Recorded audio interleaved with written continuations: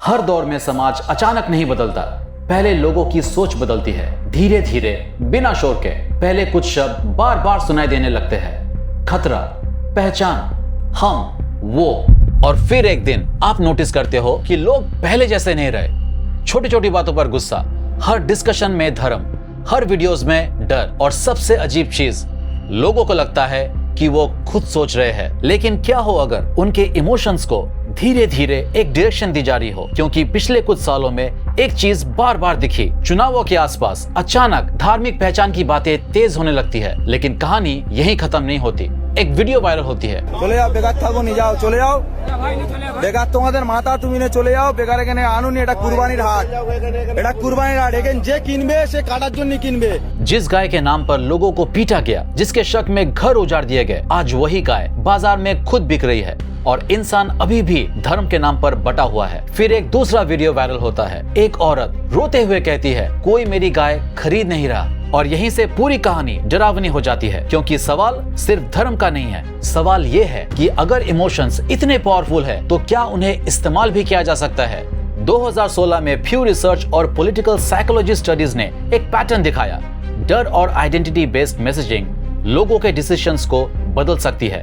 जब इंसान खुद को अनसेफ फील करता है तो वो फैक्ट से ज्यादा प्रोटेक्शन ढूंढने लगता है।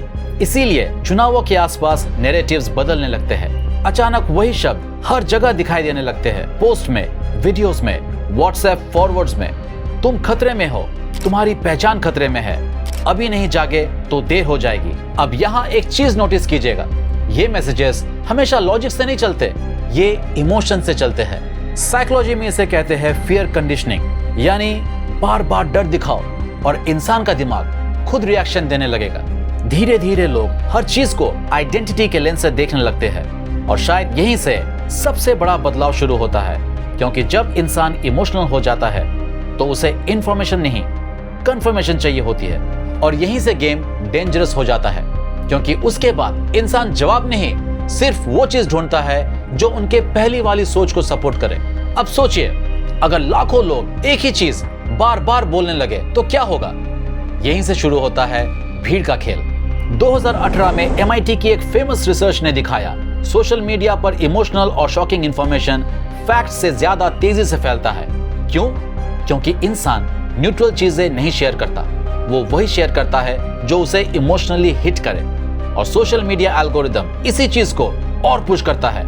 अगर आप एक गुस्से वाला वीडियोस देखते हैं तो आपको और गुस्से वाले वीडियोस दिखाए जाते हैं, और यहीं से एक खतरनाक चीज शुरू होती है।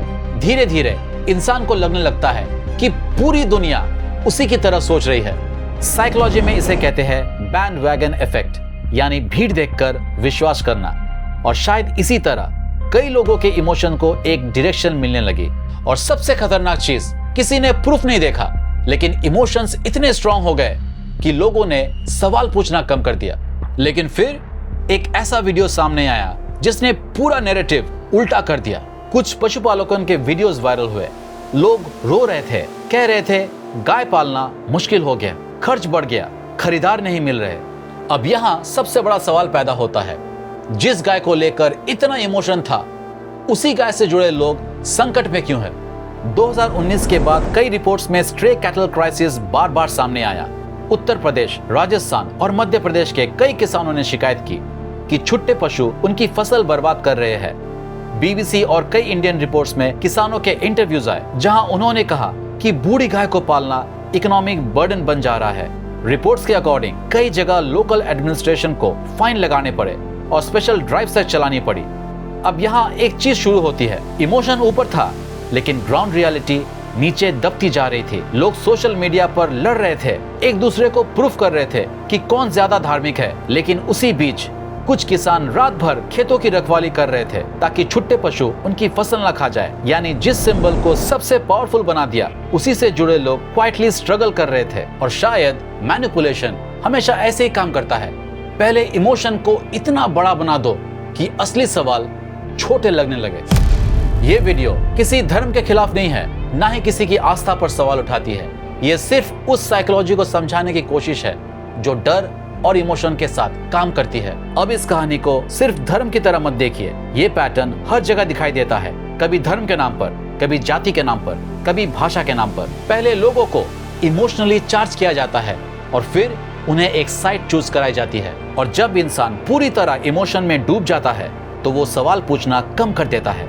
शायद इतिहास में सबसे डेंजरस चीज हथियार नहीं थी, बल्कि वो डर था जिसने लोगों को एक दूसरे के खिलाफ खड़ा किया। और सबसे खतरनाक बात ये नहीं कि लोग बदल गए, सबसे खतरनाक बात ये है कि उन्हें एहसास तक नहीं हुआ कि कब उनकी सोच उनकी डर में बदल गई। अब सवाल सिर्फ इतना है, क्या हम सच में खतरों को देख पा रहे हैं या सिर्फ उस डर को देख रहे हैं जो धीरे धीरे हमारे अंदर बना दिया गया? आप क्या सोचते हो? क्या आज के दौर में हम अपने डिसीजंस खुद ले रहे हैं या कभी कभी हमारे इमोशंस को भी एक डायरेक्शन दिया जाता है?